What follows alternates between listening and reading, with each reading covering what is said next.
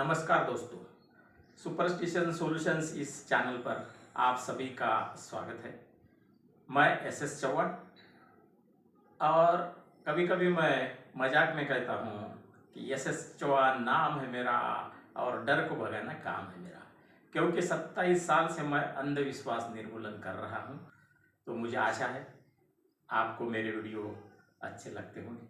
आज मैं एक विद्वान प्राध्यापक सुयोधन देशमुख सर से बात करने के लिए उनके यहाँ पर आया हूँ। संतों के विचार समाज में फैलाने का प्रयास करते हैं, कॉलेज में पढ़ाते हैं और सामाजिक काम भी करते हैं। तो मैं उनसे कुछ प्रश्न पूछूंगा, तो चलते हैं उनके पास। नमस्कार सर। नमस्ते। आज आपसे मिलकर मुझे बहुत खुशी हुई है। आपसे कुछ बातें हम जानना चाहते हैं। तो आपका बचपन, आपकी शिक्षा और नौकरी, इसके बारे में हमें बताइए ज़रा। मेरा बचपन तो अपने कारंजा में ही गया। अच्छा। महावीर ब्रह्मचार्य आश्रम और जेडी चारू विद्या मंदिर में मेरी 10वीं तक शिक्षा हुई। हाँ। और उसके बाद यहाँ से ही बीए कंप्लीट करने के बाद शकुंतलाबाई धाबेकर महाविद्यालय से मैंने अमरावती से एमए सोशियोलॉजी किया। एमए सोशियोलॉजी में ही मैंने नेट क्लियर किया और मैं नेट की एग्ज़ाम 4 बार क्लियर हो चुका हूँ। अच्छा, अभिनंदन आपका। हाँ, और 4 बार मैं जब जो क्लियर हुआ तो मैंने लगभग लेकिन बात ऐसी थी कि लोगों के लिए ऐसा होता है कि एमए कंप्लीट करना इजी होता है और नेट क्लियर करना डिफिकल्ट होता है। मेरे लिए उल्टा था। क्योंकि एमए के जो पेपर होते हैं वो रिटर्न होते हैं और लिखने में मैं थोड़ा सा स्लो था। अच्छा। तो उस वजह से एमए को मुझे वक्त लगा, तो मेरा ये उल्टा था। फिलहाल मैं पीएचडी कर रहा हूँ ताराबाई शिंदे, संत गाडगे महाराज, संत गणपति महाराज, संत तुकडोजी महाराज और डॉक्टर पंजाबराव देशमुख, इनके विचारों का समाज पे प्रभाव, इस विषय पे मैं अपने ही अमरावती यूनिवर्सिटी में पीएचडी कर रहा हूँ। वहाँ पे जो सोशियोलॉजी डिपार्टमेंट है जी, विभाग के जो एचओडी है डॉक्टर के बी नायक, वो मेरे गाइड है। वहाँ पे मैंने 5 साल तक पढ़ाया भी है लेक्चरर। अभी मैं फिलहाल शकुंतलाबाई धाबेकर महाविद्यालय, जहाँ से मैंने एमए किया था, वहाँ पे भी मैंने पढ़ाया और जहाँ पे मैंने बीए किया वहाँ पे भी मैंने पढ़ाया। मैं यहाँ पढ़ा रहा हूँ। अच्छा। तो वहाँ पे अभी मैं पढ़ा। और ये पूछना चाहता हूँ कि आपके पिताजी क्या करते थे और माताजी क्या करती थी? दोनों भी रिटायर्ड प्राइमरी टीचर है, दोनों भी प्राइमरी टीचर। हाँ क्या? हाँ, अच्छी बात है। बट बढ़िया। इसका मतलब यह है कि बचपन से आपके ऊपर शैक्षणिक विचार अपने आप आ गए हैं और आप एक विचारशील इंसान बन चुके थे। अच्छी बात ये थी मेरे बारे में कि मैं जब कोई सोशल काम करता था या बाहर रहता था, जो कुछ भी हो, तब मुझे कोई किसी ने सवाल नहीं पूछा कि मैं बाहर क्या कर रहा हूँ। हाँ क्या? हाँ, या ऐसा ही काम क्यों कर रहा हूँ। और मेरे पिताजी उस वक्त, अभी तो वो बहुत बदल चुके हैं, तो पुराने रहे ही नहीं, लेकिन उस वक्त वो कुछ ना कुछ पढ़ते थे और छोटे मोटे भाषण देते थे। और भाषण देने के लिए पढ़ते थे शायद, लेकिन कुछ तो भी पढ़ते थे। तो वो उसके वजह से मुझे भी क्रिएटिवली या क्रिटिकली सोचने की इच्छा मेरे अंदर भी जग गई। अच्छा। और उस वक्त मैं जो भी पढ़ता था मैं क्रिटिकली पढ़ता था। हालांकि तब वो एबिलिटी नहीं थी। मुझे याद है मैंने लेनिन का जो चरित्र है जी, वोल्गा जेव्हा लाल होतो, मराठी में लिखा हुआ, कादंबरी स्टाइल में, मैंने वो 8वीं साल में पढ़ा था। अच्छा। जो जेडी चारू विद्या मंदिर के ग्रंथपाल है परमेश्वर व्यवहारे सर, आपको बोलता हूँ कि यहाँ कारंजा में एजुकेशन का बहुत बढ़िया इतिहास है। बहुत लोगों ने एजुकेशन में कंट्रीब्यूट किया है। धामक्कर सर हो गए, रूईवाले गुरुजी हो गए, जैसे के जो हेडमास्टर थे, जो ट्रस्टी थे हमारे जेडी चारू विद्या मंदिर के, उदय चौरे हो गए, और मुझे शायद नाम पता ना हो, लेकिन ट्रस्टी तो मैंने दुनिया में इतने अच्छे ट्रस्टी कहीं मिल ही नहीं सकते। अच्छा, एजुकेशनल प्रोग्रेस करने वाले, हाँ हाँ शिक्षा हाँ। को महत्व देने वाले। नहीं, वो ट्रस्टी ऐसे थे सर हाँ कि मुझे अरे वहाँ के टीचर लोगों ने बताया। अभी ट्रस्टी कैसे होते हैं कि टीचर को आज्ञा देते हैं, अपना नौकर समझते हैं। हाँ वहाँ पे ये बात थी कि अगर उनको कुछ छोटा भी काम रहा जी, तो वो रिक्वेस्ट करते थे कि सर 5 मिनट दे सकते हो आप। हाँ हाँ, अच्छा, और ये आज भी ये संस्कार उनके ऊपर होंगे। हाँ तो एक कारंजा, यही रीजन है कि कारंजा शिक्षा में इतना आगे बढ़ा, क्योंकि उस हाँ वक्त के जो लोग थे हाँ, वो शिक्षा की बहुत रिस्पेक्ट करते थे। अच्छा अच्छा और अच्छा, जेडी में ये बात देखी है, अच्छा स्पेशली ट्रस्टी में। तो ओके, व्यवहार ऐसा जो थे ना, उनके जैसा जो ग्रंथपाल होता है हाँ रेयरली कहीं आपको मिल जाएगी। ओके, यानी बहुत विद्यार्थियों को पढ़ने को उद्युक्त करते थे। हाँ उन्होंने क्या पढ़ा इसके बारे में बातचीत करते थे, अच्छा, समझ लेते थे, वक्त देते थे। अगर आपको कहीं मिल जाए तो वो आपके साथ 2 मिनट रुक के बात करेंगे, क्या पढ़ रहे हो, क्या पढ़ना चाहिए, और आपको सुनते थे। आपसे तो, मेरे से तो बड़े थे ना, आप भी बड़े हैं, लेकिन उस वक्त तो मैं बच्चा ही था। जी हाँ, लेकिन वो मुझे सुनते थे, हाँ समझाते थे, गाइड करते थे, लेकिन मुझे भी सुनते थे। तो वो संवाद होता था। तो लाइब्रेरी का जो ग्रंथपाल होता है, उसको सिर्फ किताबें देनी नहीं होती। हाँ तो वो किताबें पढ़वा के लेते थे। अच्छा, तो वो जो एटमॉस्फेयर था, उसका एक बहुत अच्छा इम्पैक्ट जो है वो रहा है। अच्छा तो अच्छा, आगे चल के भी मेरी वो स्टाइल बन गई फिर। हो क्या, हाँ, ऐसे ग्रंथपालों की एक कमी है हमारे देश में, क्योंकि बच्चे किताबें पढ़ते हैं लेकिन उन्होंने क्या पढ़ा उसका आउटपुट देखने वाले, सुनने वाले बहुत कम है। तो आपको वैसे मिले, उसका आपके ऊपर प्रभाव पड़ा, बहुत अच्छी बात है। अब आगे बढ़ते हैं सर अगले प्रश्न के लिए। सर मुझे बताइए कि बचपन से हमारे मन पर बहुत से बहुत सी घटनाओं का परिणाम होता है, वो हम देखते हैं, सुनते हैं, क्योंकि उस वक्त हमारे दिमाग की क्रिटिकल फैकल्टी खुलती नहीं है 5-6 साल तक के। और बचपन में जो भी संस्कार हमारे ऊपर किए जाते हैं, जो हम देखते हैं, सुनते हैं, वही हमारे अंतर मन में सेव हो जाता है। तो भूत भानामती, जादू टोना, तंत्र मंत्र, ये है या नहीं, ये आपको पता है क्या इसका अस्तित्व?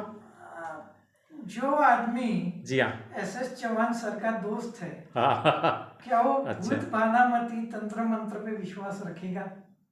नहीं रख सकता, सही बराबर बात ना। है, हाँ हाँ सही और बात, दूसरी बात कि अगर ऐसा है भाई, जी तो पुलवामा पे, पहलगाम में अटैक हुआ ही क्यों? हाँ और अटैक होने के बाद हमने भूत भानामती तंत्र मंत्र कर देना था। हाँ, क्यों बम्बार्डिंग करने की जरूरत नहीं थी? बिल्कुल, तो भगा देना था उनको। हाँ, भगा देना था। इतने लोग नहीं मरते, नहीं मरते। 26-28 जितने भी लोग निरपराध मारे गए हैं, तो उनके ऊपर कर सकते थे, सही बात है। तो आपके जीवन में कोई एक आध घटना घटित हुई हो तो उसके बारे में बताइए सर। देखो, बचपन से ऐसा था कि मेरे घर में अंधश्रद्धाओं पे विश्वास नहीं था। अच्छा अच्छा, तो मुझे एक बात आती है, मेरे पिताजी ने मुझे बताई थी जी हाँ, कि धामनी नाम का एक, तो वहाँ पे एक इंसान रहते थे, मुझे नाम याद नहीं है। जी तो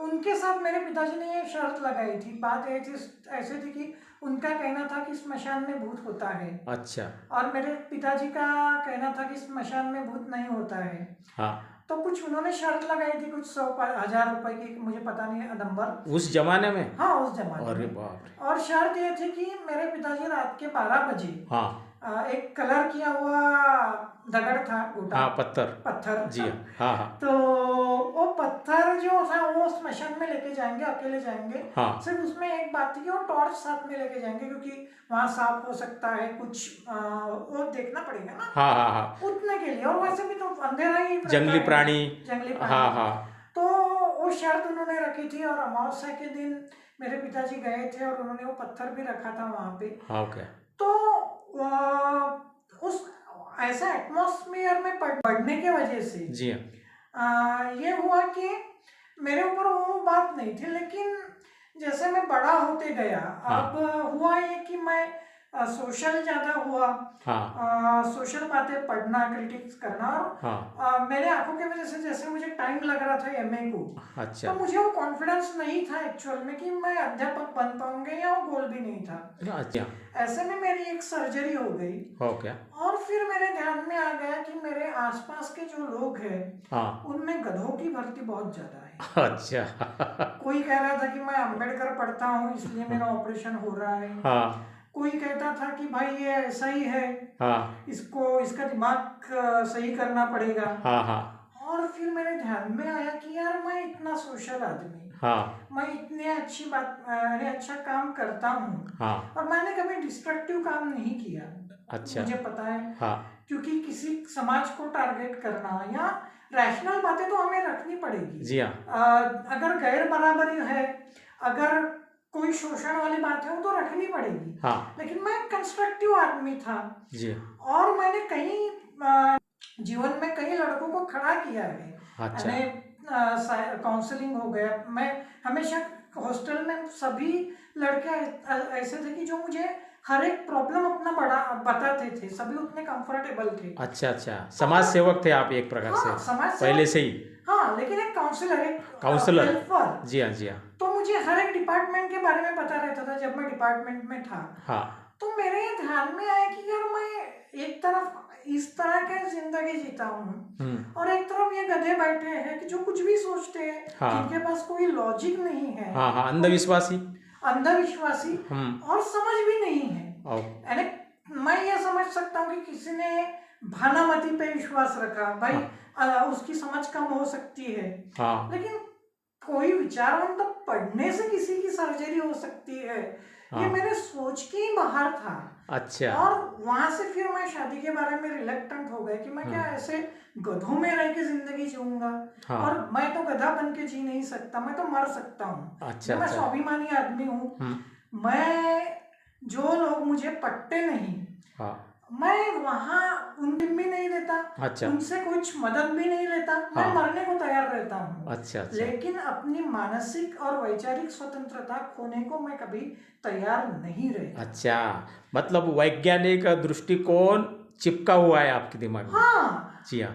तो ये जो बातें हैं, तो उसके बाद मेरा माइंडसेट चेंज होता गया। और मैं इन लोगों से पूरी तरह से, क्योंकि मैं सांस ही नहीं ले सकता ऐसे गधों के साथ, तो मैं क्यों अपना वक्त बर्बाद करूं। तो मुझे ये पता चल गया कि भाई मुझे अपनी जिंदगी अपनी तरीके से जीना है। अपने लोग मुझे बनाने होंगे। जो लोग ऐसी अंधश्रद्धाएं रखते हैं, ऐसी घटिया सोच रखते हैं, वो मेरे अपने कभी हो ही नहीं सकते, वो मुझे समझ भी नहीं सकते, और इनके साथ मेरी अधोगति तय है। तो घुट से के जीने से अच्छा है कि मैं मर जाऊं। अच्छा। मैं इस थॉट पे आ गया, और तब मुझे इस बात का कोई मेरे ऊपर असर ही नहीं होता कि मेरे को रिलेटिव्स है नहीं है। मैं मर गया तो मुझे चलता, मेरा ये स्टैंड क्लियर है। अच्छा अच्छा अच्छा। और सही बात ये ऐसी है कि जिसकी परवरिश इतनी फ्रीडम भरे एटमॉस्फेयर में हुई है जी, आप उसको अगर कहोगे कि भाई भगवान की पूजा कर, तो आप 30 साल तक तो बताते नहीं हो, आप खुद करते नहीं हो। आप 30 साल के बाद जो आदमी फ्री हो जाता है मेंटली, उसको आप कहाँ पकड़ पाओगे। और ऐसी बात नहीं है, मैंने पैसा नहीं कमाया, मैं क्लियर बोलता हूँ। मैं तो परमानेंट कभी था नहीं। लेकिन 5 साल मैंने यूनिवर्सिटी लेवल पे पढ़ाया है। और मेरी एक पर्सनालिटी है, मैं जानता हूँ। तो मैं क्यों इस झंझट में पड़ूंगा। तो बीच में आपको थोड़ा सा रोकता हूँ कि आपको लोगों ने बहुत से सजेशन दिए कि आपके तबीयत को सुधारने के लिए भगवान की पूजा करो, ऐसा करो, कर्मकांड करो, लेकिन आपका कर्मकांड में विश्वास न होने के कारण आपके अंदर वैज्ञानिक सोच बचपन से ही रहने के कारण आपने उनकी सूचनाओं को नज़रअंदाज कर दिया। आपको पता था कि किसी भी प्रकार का अनावश्यक कर्मकांड करने से कोई फ़ायदा नहीं हो सकता है, और जो भी होगा खुद के परिश्रम से ही होने वाला है। ये पूरी सोच आपके दिमाग में आ चुकी थी। अच्छी बात है सर। अब आगे बढ़ते हैं। सर, आज के ज़माने में लोग कहते हैं कि AI का ज़माना है, डिजिटल इंडिया है, लेकिन कभी कभी ये अफसोस होता है मुझे भी कि ये बाबागिरी जो है ये कई प्रकार के बुआ बाबा महाराज आपू टापू संत महंत मुल्ला मौलवी फादर पादरी, इसमें से बहुत से तो ठग है, नकली है। इनको मार्केट में लाने का प्रयास किया जाता है और ये लोगों को बेवकूफ़ बनाते हैं। तो इसके बारे में आप क्या कहते हो? देखो, ऐसे लोग भी हैं और SS चौहान जैसे लोग भी हैं। हाँ। तो ऐसा नहीं है कि सब कुछ खत्म हो गया। हाँ। सिर्फ प्रॉब्लम ये है जी कि अभी जो हम खुल के पहले बात कर पाते थे, हाँ, अभी ये हो गया कि उसके बारे में बहुत एग्रेसिव भूमिकाएं ली जा रही है और वो जो डर का माहौल बनाया जा रहा है, हाँ, वो गंभीर समस्याएं रहती है, लग रही है मुझे। अच्छा, ये जो बाबा पापू कापू टापू है ये रहेंगे। हाँ, ये पहले भी थे, आज भी है, कल भी रहेंगे। हाँ, लेकिन ये एक बात थी कि मोमेंट के वजह से इनका जो प्रभाव था वो कम हो गया था। अच्छा, अच्छा, अभी क्या हो गया कि ये एटमॉस्फेयर की वजह से एग्रेसिवली वो प्रभाव पॉलिटिकली बढ़ाया जा रहा है, हाँ, जो मुझे गंभीर समस्या लग रही है।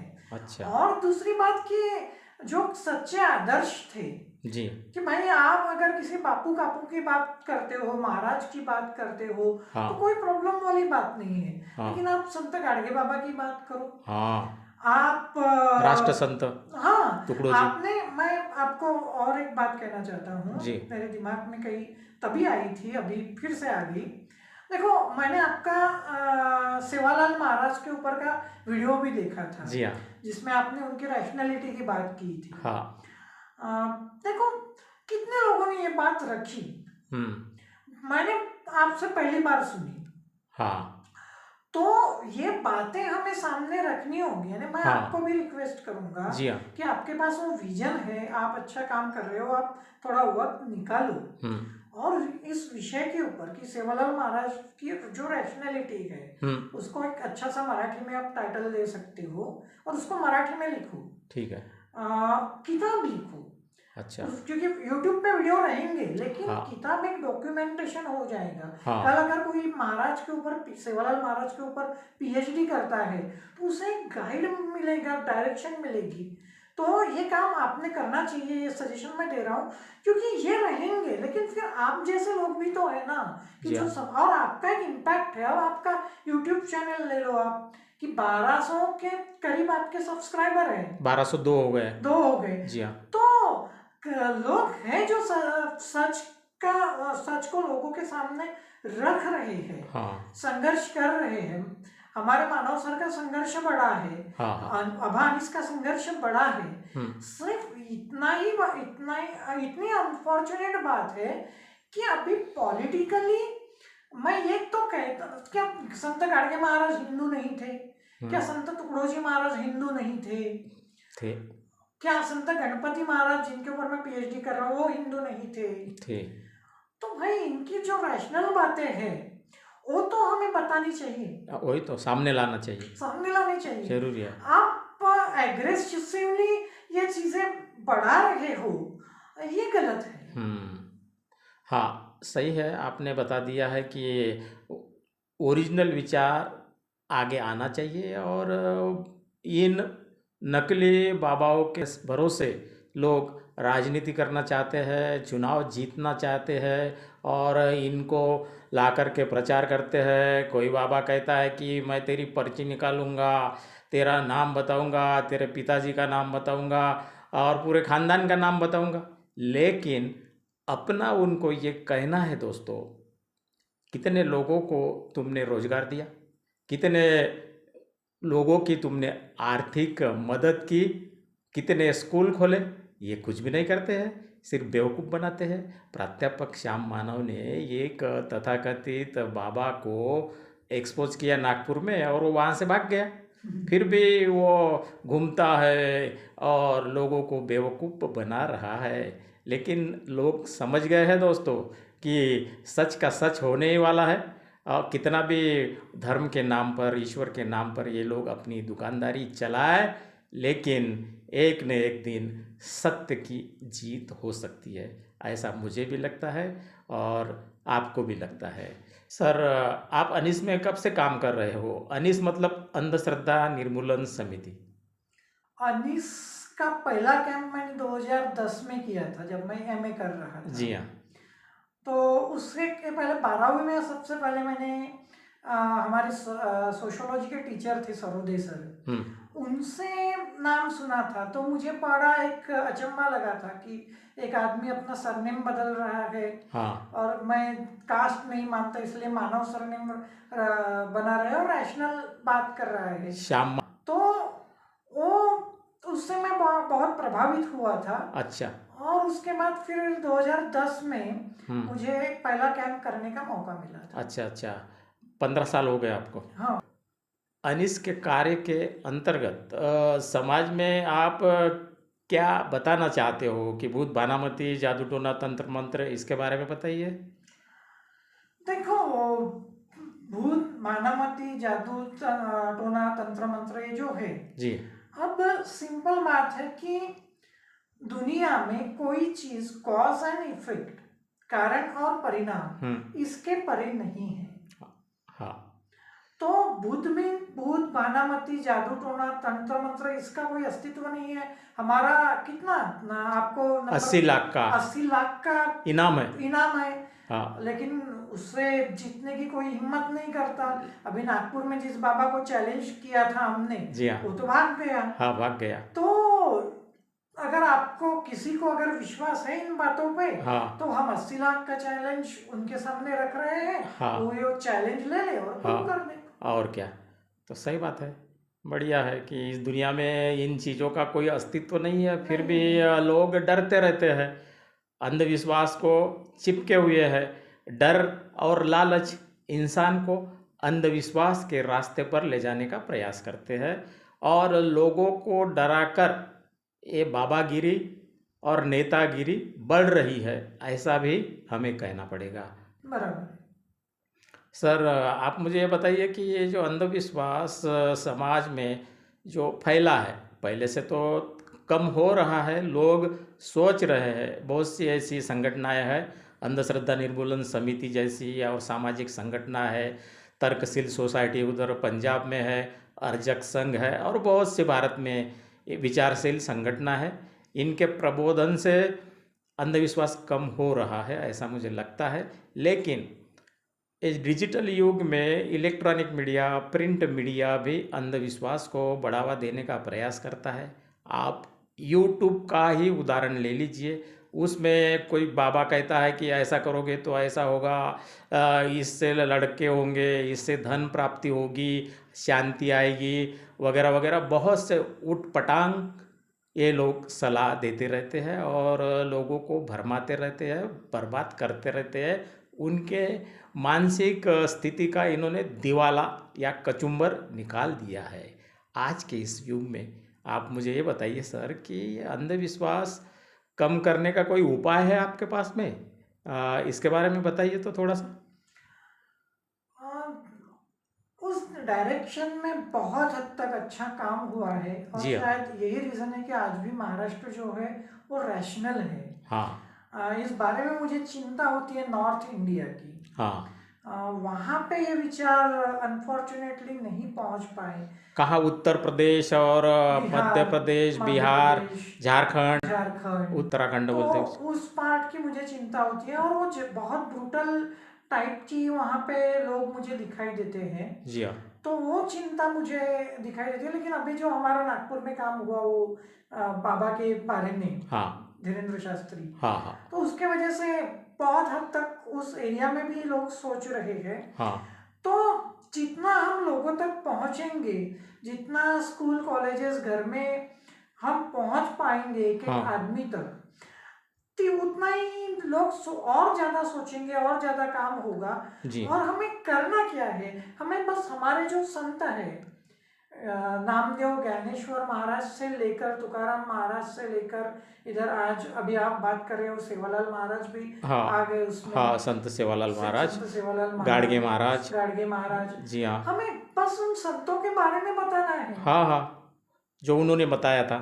हाँ, अभी लोगों को मैं बताना चाहता हूँ कि देखो ये सभी महाराज लोग जो है इनके पास बड़ी गाड़ियाँ होती है, ये बड़े शौक में रहते हैं, बहुत आलीशान इनका खर्चा होता है, लाइफस्टाइल होता है, प्लेन से आते हैं। हाँ, ताम झाम बहुत रहता है। और संत गाडगे महाराज ऐसे इंसान थे कि उनका लड़का इसलिए मर गया क्योंकि उसे कुत्ते ने काटा था और उसकी लस उस लड़के को मिल नहीं पाई थी, रेबीज की। तो आप ये सोचिए कि संत गाडगे महाराज कितने निष्पृह थे। वही तो। और ये संत देखो जो जिनके पीछे लोग जाते हैं उनको देखो और गाडगे महाराज को देखो, असली और नकली का पता चल जाएगा। तो है कि नहीं? हमें हमारे मन से कुछ नहीं करना है, हमें सिर्फ ये जो संत गाडगे महाराज, संत टुकड़ोजी महाराज, इनको बताना है लोगों को, बस उनके विचारों को बताना है। संत कबीर के जो भी कार्य है, दोहे उनके, वो भी बताना है। बिल्कुल। संत कबीर जी ने ये कहा था सर कि आया था किस काम से, सोया चादर तान, सूरत संभाल ले गाफिले, अपने आप पहचान। इसलिए लोगों ने अपने आप को पहचानना चाहिए और वैज्ञानिक दृष्टिकोण को अपनाना चाहिए, जो भारतीय संविधान के 51 ES में बताया है। स्कूल कॉलेज में प्रयास करना चाहिए, ऐसा आप कहते हैं। बच्चों को बताना चाहिए। और जो ज्येष्ठ नागरिक है, बड़े हैं, उनके अंदर अंधविश्वास है तो वो तो अपना मानते नहीं ज़्यादा, है कि नहीं? वो सुधरेंगे नहीं जल्दी, बहुत से। उनको उनके पीछे लगने की जरूरत नहीं है हमें। लेकिन बात ये कुछ अच्छे भी है उनमें। बात कहना चाहता हूँ, ये बात सच है, ये बड़े लोग नहीं मानते। लेकिन बड़े मतलब ज्येष्ठ नागरिक। जी हाँ। लेकिन आने वाली पीढ़ी की मुझे ज्यादा चिंता है। ये पीढ़ी बहुत हद तक भटकी हुई है। इनको वैल्यूज की पता नहीं है। आप बड़े लोगों से बात कर सकते हो, उन्हें उनसे संतों के बारे में अगर आप बात करना शुरू कर देंगे तो बड़े लोग भी सुनते हैं। अब उनसे तो ड्रास्टिक चेंज हम एक्सपेक्ट नहीं कर सकते, लेकिन सुनते हैं। जी हाँ, जी हाँ। लेकिन इन बच्चों के बारे में बहुत सवाल है, इनकी बहुत चिंता है। और मोबाइल में बिजी है ये बच्चे, आज के बहुत से बच्चे कुछ भी देखते रहते हैं। उसमें सीखने लायक उनके लिए बहुत कुछ है, शैक्षणिक काम भी होता है उसमें, वेबसाइट है, बहुत कुछ है। लेकिन ये बच्चे सिर्फ रील देखते हैं, शॉर्ट देखते हैं और ऐसा कुछ भी टाइम पास करते रहते हैं। बहुत से बच्चे, उनका खेलना कम हो चुका है और बहुत सी उनको बीमारियां भी आ गई है, चिड़चिड़ापन आ गया है, मानसिक रोग हो रहे हैं उनको, बच्चों को। कुछ बच्चे आँखों के रोशनी से परेशान है सर, और उनका क्या होगा इसकी भी चिंता है आपको, और मुझे भी उनकी चिंता हो रही है। इसलिए इसका अर्थ ये है कि बच्चों को संतों के विचार बताने चाहिए, स्कूल में बताने चाहिए, कॉलेज में बताने चाहिए, गांव खेड़े में जा कर के हमारे जो असली साधु संत है इनके बारे में उनको बताना बहुत आवश्यक है, ऐसा लगता है आपको? और सर, महाराष्ट्र सरकार ने 2013 में जो जादू टोना विरोधी कानून बनाया है, अनीस के प्रयास से प्राध्यापक श्याम मानव, डॉक्टर नरेंद्र दाभोलकर और बहुत से हमारे विद्वान लोग हैं, इनके प्रयासों से बनाया गया है। 12 उसमें आर्टिकल्स है और सरकार ने यदि उसका ठीक से प्रचार प्रसार किया तो अंधविश्वास कम हो सकता है। समाज में जागरूकता लाने की बहुत आवश्यकता है। तो ये जो जादू टोना विरोधी कानून है, इसके बारे में आप बताइए थोड़ा सा। हाँ, इस विषय पे आपके चैनल पे भी वीडियोस है जो काफ़ी अच्छे हैं, इफेक्टिव है, जिसे सीखना है अच्छे से कानून, वो उसने वो वीडियो देखने चाहिए। इस कानून की जो अच्छी बात है कि पहले ये कानून अंधश्रद्धा निर्मूलन कानून कुछ ऐसा था। और प्राध्यापक श्याम मानव सर ने उसका ड्राफ्टिंग किया बहुत अच्छे से, और उसका नाम फिर जादू टोना विरोधी कानून हो गया। तो उसमें बात यह है कि ये कानून लोगों को ठगी से बचाना चाहता है। लोगों की धार्मिक आस्था, उनके जो पूजा पाठ कर्मकांड जो कुछ भी है, उसके खिलाफ ये कानून नहीं है। सही बात है। ये कानून ठगी के खिलाफ है। कि आप झूठे आश्वासन नहीं दे सकते कि भाई फलाना पूजा कर लो आपको धन मिल जाएगा, या आपका कोई रोग दुरुस्त हो जाएगा। ये झूठे आश्वासन आप नहीं दे सकते। अगर ये आश्वासन झूठे हो जाते हैं तो आपको सजा हो सकती है, लेकिन किसी के आस्था के ऊपर ये कानून कोई प्रहार नहीं करता, कोई अंकुश नहीं लगाता। अच्छा। और मानव सर की पहले से ये विशेषता रही है जी कि लोगों से कैसे कम्युनिकेट करना है।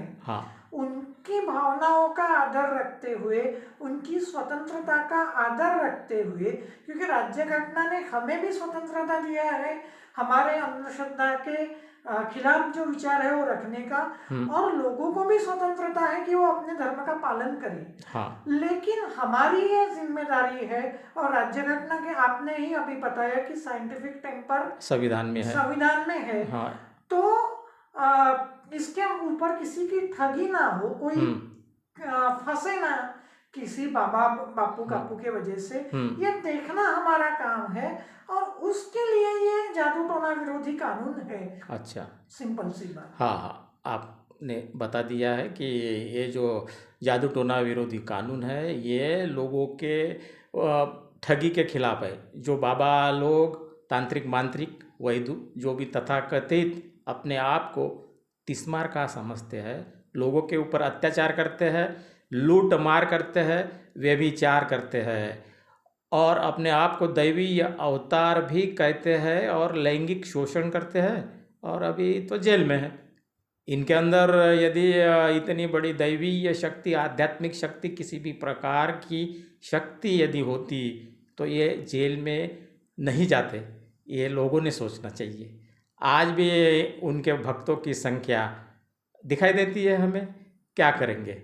इनके अंदर डर है, लालच है, इसलिए अंधविश्वास है, ऐसा भी हमें कहना पड़ेगा सर। सही है कि नहीं? बिल्कुल सर। हाँ सर, अगला प्रश्न मेरा यह है कि जो शिक्षक है, अध्यापक है कॉलेज के, इनका दायित्व अंधविश्वास को समाप्त करने के लिए क्या है? क्योंकि आप भी शिक्षक हो, मैं भी एक शिक्षक ही हूँ। मैं था ऐसा नहीं कहूँगा, क्योंकि जवाहर नवोदय विद्यालय के एक से बढ़कर के एक बच्चों को मैंने 30 वर्षों तक पढ़ाया है।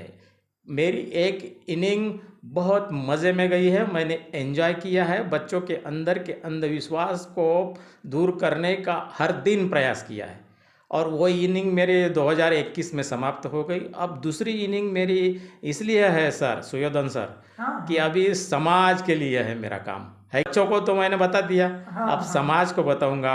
आप जैसे विचारवंतों के विचार घर घर पहुंचाने का प्रयास करूंगा।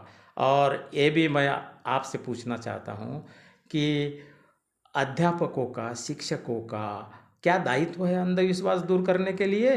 देखो, once a teacher always a teacher. और आपने तो 30 साल तक पढ़ाया है, एंजॉय किया। एंजॉय किया। तो क्या होता है कि जैसे आप अगर किसी भी स्टूडेंट के साथ बैठते हो 10 मिनट के लिए, 5 मिनट के लिए, मैं 5 तो बढ़ा रहा हूँ नंबर मिनटों का, तो उनकी साइकोलॉजी, उनकी समस्याएं आपको यूं ही समझ में आ जाती है। तो once a teacher always a teacher. आज भी आपको बच्चे तो मिलते ही होंगे। जी हाँ। तो वो इनिंग जो है वो आपकी वो कभी खत्म नहीं हो सकती। सिर्फ आपको जो नियम होते हैं जॉब के, उसके वजह से रिटायरमेंट जॉब से लेनी पड़ी।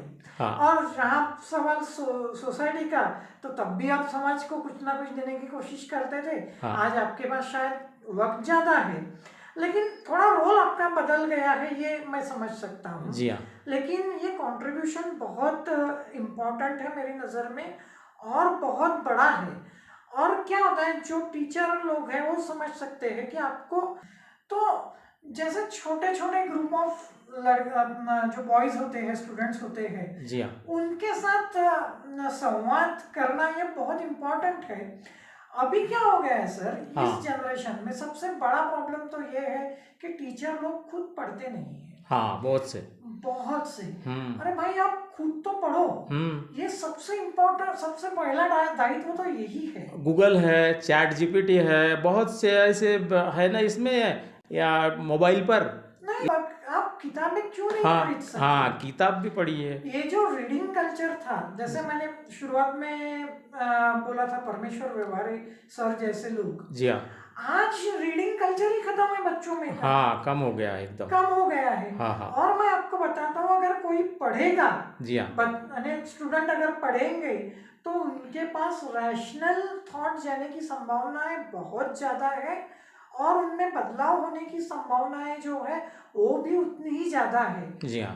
तो ये सबसे इम्पोर्टेंट दायित्व है। दूसरी बात कि उनको खुला छोड़ो।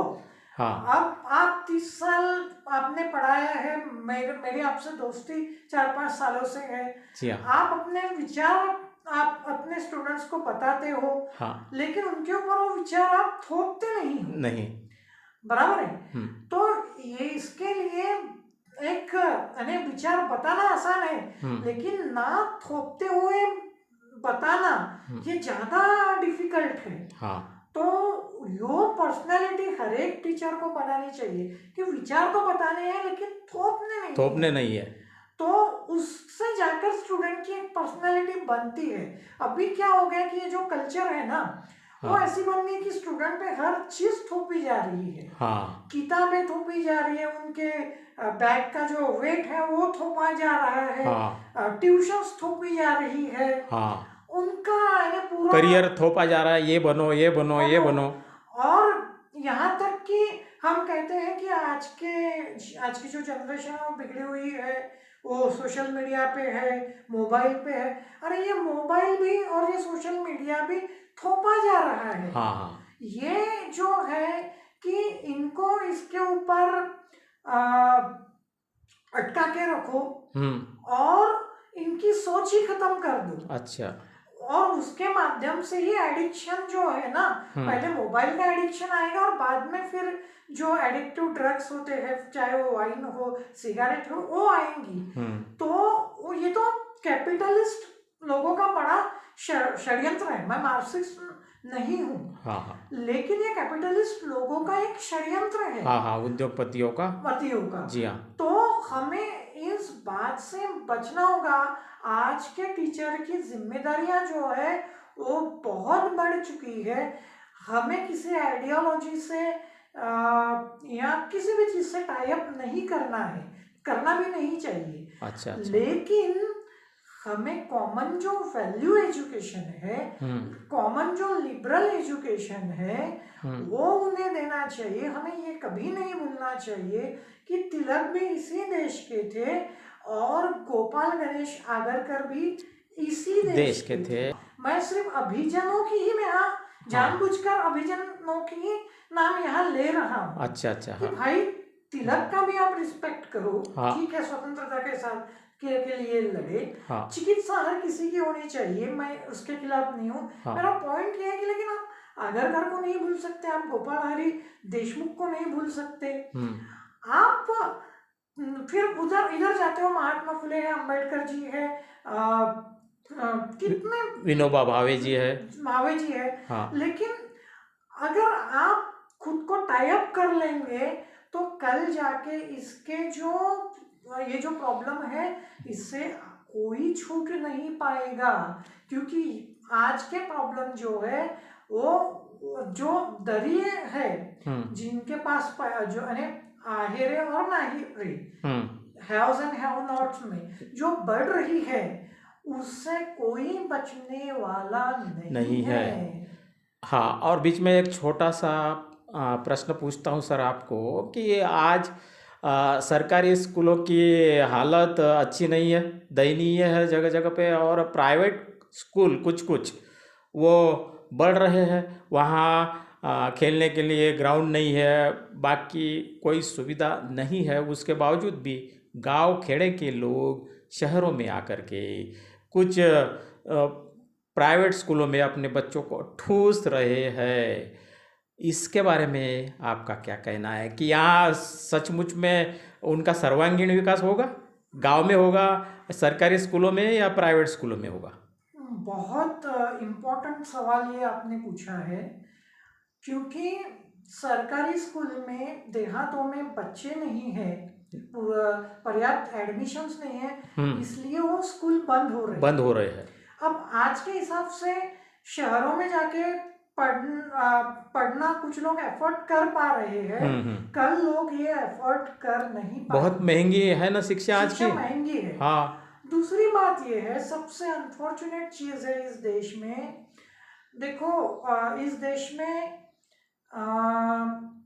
कर्मवीर भाऊराव पाटिल हुए हैं। हाँ। इस देश में डॉक्टर पंजाबराव देशमुख हुए हैं शिक्षा के क्षेत्र में जिन्होंने जी हाँ शिक्षा मिलने के लिए स्कूल खोले हैं। हाँ, क्रांति ला दी उन्होंने। क्रांति लाई जी। उसी देश में शिक्षा महंगी हो रही है, बहुत महंगी हो गई। और हाँ, और वो ये पंजाबराव देशमुख तो पॉलिटिशियन थे। हाँ। और आज के पॉलिटिशियन ये लूट कर रहे हैं। हाँ। और हमारे जो मतदाता है हाँ। वो इन लोगों को सवाल नहीं पूछ रहे कि नहीं। भाई तुम पंजाबराव देशमुख के वंशज हो, चाहे वो किसी भी कास्ट का हो। हाँ। तो कर्मवीर भाऊराव पाटिल का भी वंशज है। हाँ। अब तो आप अच्छी शिक्षा क्यों नहीं दे रहे हो? हाँ। आप पैसे क्यों ले रहे हो? ज्यादा क्यों ले रहे हो? ये कोई पूछना कोई नहीं पूछता। हाँ। ये इलेक्शन का मुद्दा है ही नहीं। नहीं। और यही हम परास्त होते चले जा रहे हैं। और क्या। दूसरी बात यह है, मेरे पिताजी माताजी गवर्नमेंट टीचर थी।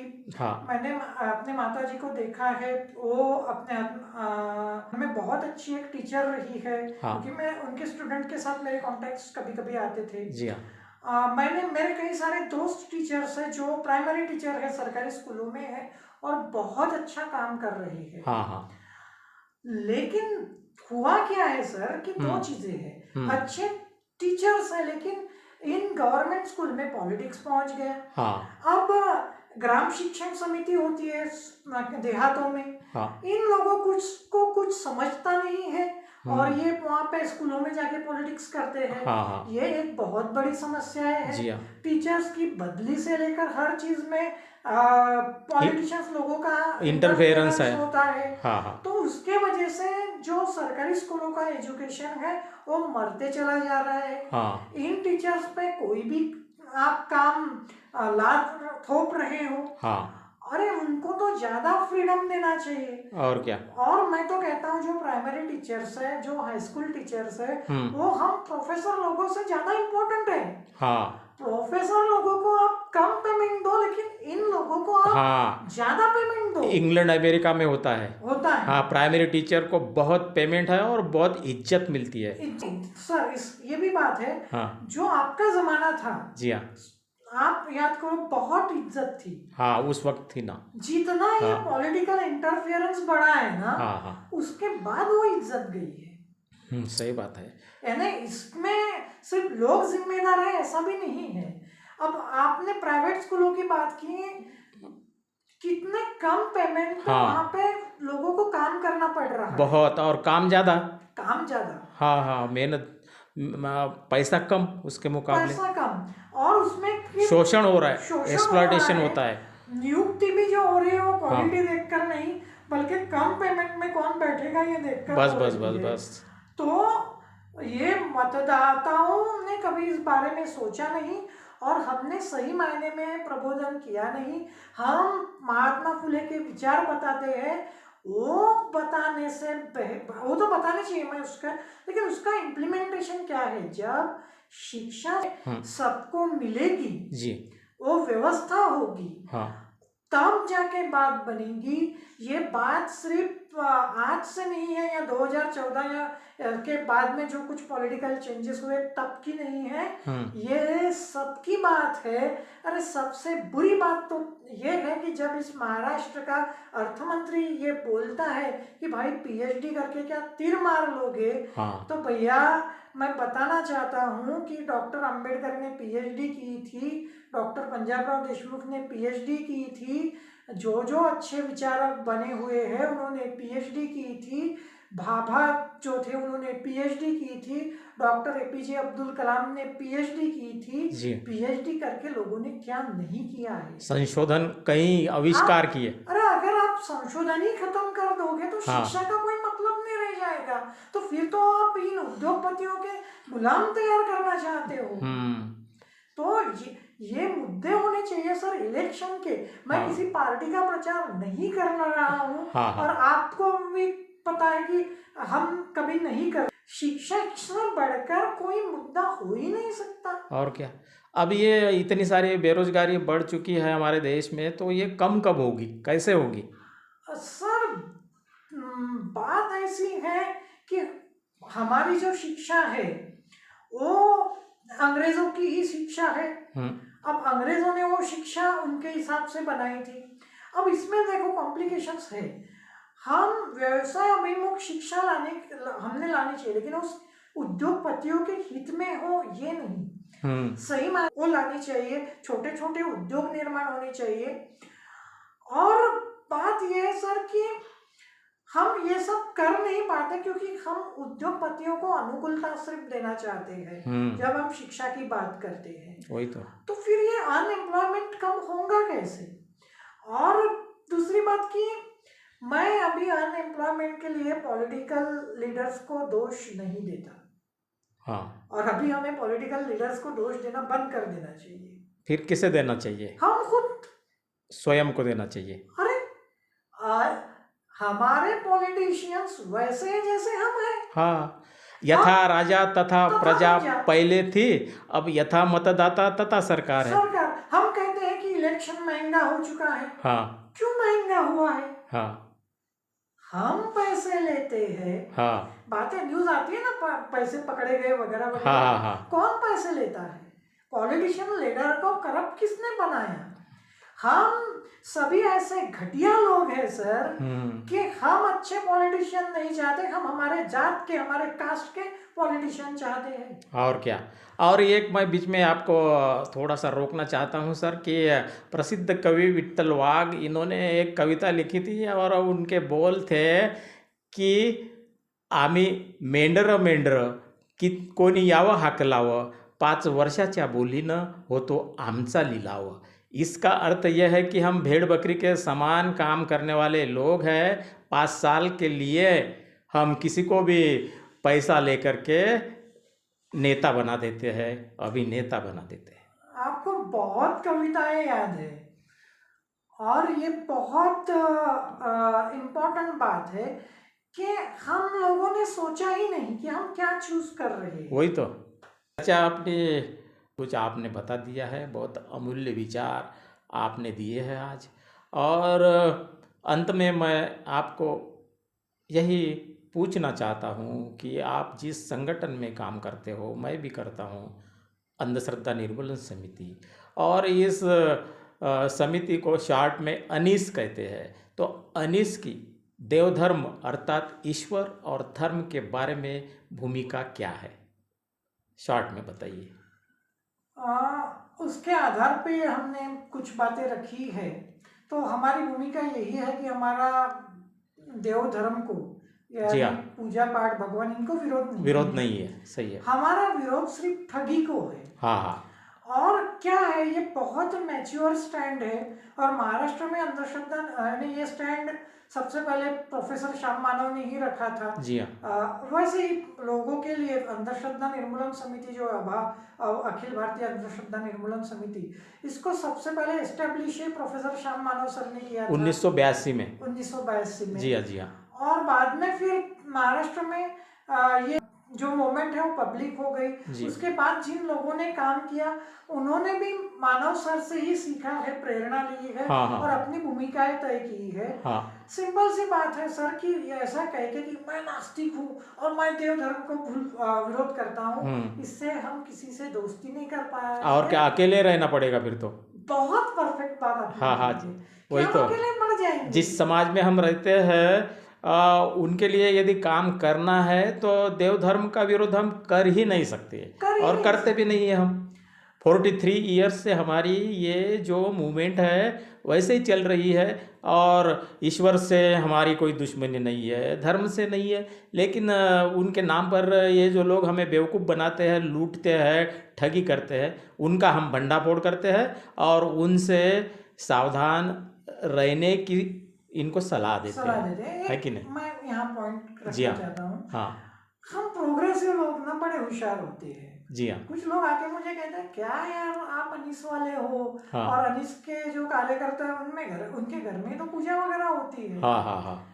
तो मैं उनसे कहता हूँ कि भाई हम देखो हम नास्तिक है, तो मैं उनसे कहता हूँ ऐसा करो कि कल से आप अंधश्रद्धाओं पे काम आप करना शुरू कर दो, हम अनिस वाले रुक जाते हैं। हाँ हाँ हाँ। आप लोगों तक पहुंच भी नहीं पाएंगे। और क्या। अरे आप घर वालों से ही अगर झगड़े करेंगे तो लोगों से क्या दोस्ती हाँ करोगे? सही है। हम घर वालों को विरोध नहीं कर सकते, करना भी नहीं चाहिए, कोई जरूरत नहीं है। लेकिन ये भी उतना ही सच है कि कुछ चेंजेस हमारे घर में भी आने हाँ चाहिए, परिवर्तन होने चाहिए। लेकिन मैं ये बताना चाहता हूँ कि हम घर में भी विरोध नहीं करते। हाँ। लेकिन हम अंधश्रद्धाओं को विरोध करते हैं। हाँ। ठगी को विरोध करते हैं।